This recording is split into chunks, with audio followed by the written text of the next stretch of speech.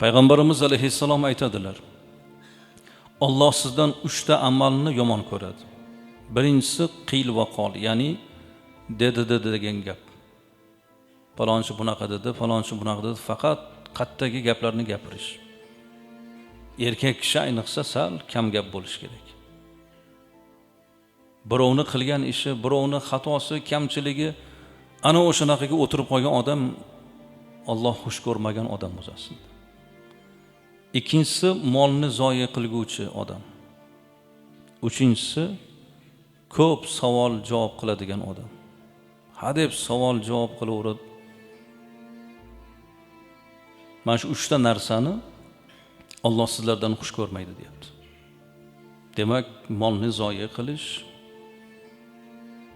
dedi degan gapga o'tirib qolish, so'roq savol, mana shunaqa gaplar Alloh xush ko'rmagan ishlar azizlar. Allohning suyukli bandalari ihson qiladi, saxovatni qiladi, lekin isrofga yo'l qo'ymaydi azizlar.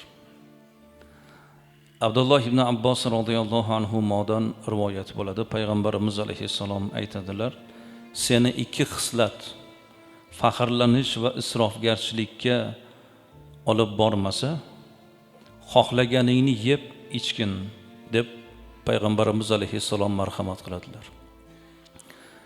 Xohlagancha yeb, xohlagancha kiyinib, xohlagancha yashashimiz mumkin, faqat faxrlanish va isrofga olib ketmasa bo'ldi. Keragidan oshiq kiyimingiz bo'lmasa bo'ldi. Keragidan oshib, achib, sasib qoladigan narsani yig'ib qo'ymasangiz bo'ldi.